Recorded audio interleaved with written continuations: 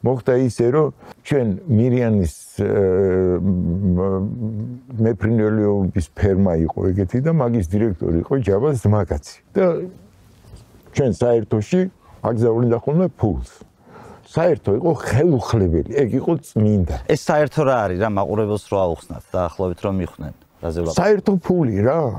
ხედრიონში შემოსული ფული ხო ეს მე წავედი და მე ვიჩალინჩე და ჩემი ნაშრომიდან შემოვიდა თუ საიდან შემოვიდა იქ შემოსული ფული უკვე ხდება საერთო ფული რა ეს ხმარდება მხედრიონის საქმეს რა ეს მიდის ტყვია წამლის შეძენაში ეს მიდის იარაღის შეძენაში ეს მიდის დაჭერილობაში კურნალობაში გარდაცვლილების დასაფლავებაში, პატივის მიღებაში და ყველაფერში. აი ეს ხელფასი როგორც ასეთი ხედვიაში ჩვენ არ აქვს არ აგვიღია არავის არასოდეს. აბა ოჯახი როგორ უნდა ერჩინა თქვათ ადამიანს, რომელსაც ოჯახის შენა ჭირდებოდა? ბევრი მუშაობდა.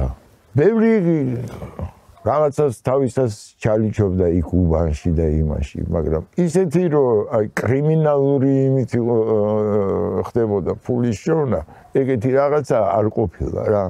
რა იყო მაგ დროს ხედრიონი? აი რა მიზნით შეიქმნა? იდეა რა იყო ხედრიონის შექმნის და მე როგორ ტრანსფორმირდა ეს იდეა თუ ტრანსფორმირდა? იდეა ის რომ არ არსებობდა საქართველოში ძალა, რომელიც ქართველი ჩვეულებრივი ქართველი მოქალაქის ინტერესს დაიცავდა იგივე აფხაზებთან მიმართებაში, იგივე ოსებთან მიმართებაში, იგივე აზერბაიჯანელებთან მიმართებაში. ჩვენ ესეთი იმას ვემხრობოდით რა, რომ შეიარაღებულ ხალხთან უიარაღოთ საუბარი უკვე ერთი საფეხური დაბლა ხარ. შეიარაღებულ ადამიანთან უნდა ილაპარაკო მაშინ როცა შენ შეიარაღებული ხარ. ამიტომაც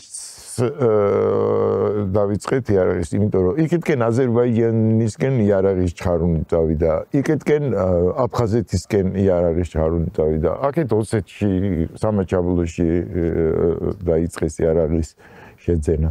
ამას რაღაცა ძალა ჭირდებოდა, რომელიც გააკონტროლებდა რა და პოლიცია არ იყო ეგ ძალა, არც ჯარი არ აყვავდა საკუთარი. რუსის ჯარი იდგა აქ.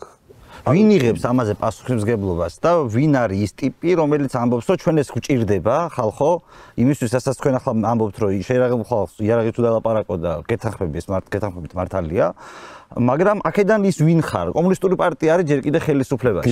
ამ დროს იქმნება მხედრიონის ასეთი იდეოლოგიის ორგანიზაცია, რომელიც ამბობს, რომ ხალხო, მოდი წესიერად თუ ისინი იარაღით მოდიან, ჩვენ წესიერად იარაღით დავხვდეთ, ამ ხალხს და ასევე ლაპარაკოთ, ამ იდეაზე ვინ იღებს პასუხისმგებლობას? ეს ეროვნული მოძრაობის ნაწილია. ეროვნულ მოძრაობაში შექმნილი იდეა. აი ცხინვალში თვითონ ზვიადიმ დაგვილოცა გზა, რომ თქვენ მიხედეთ იქაურობაში, ჩვენ წავალთ და გავფიცავთ კიროვის ქარხანას და იმას დიმიტროვის ქარხანას და ეგეთი რაღაცეები რა. იქ ჯაბამ წერილი დაწერა მწერალთა კავშირში, რომ თოფები რო გიკიდიათ იმაზე ხალიჩებზე ჩამოხსენით და აქეთკენ გამოაგზავნეთ, რომ სოფლებში დავარიგოთ იარაღი. რატო იყო საჭირო ეს იქ ოსეთში იმ დროს? იმიტომ რომ სროლაზე მიდგა უკვე საქმე. ეგეთი პრეცედენტები უკვე მოხდა. იქ ტყვია გავარდნილი იყო უკვე. ტყვია გავარდნილი იყო უკვე. ჩვენ რო ჩახოგევნი მე პირველი მე დავიჭერი.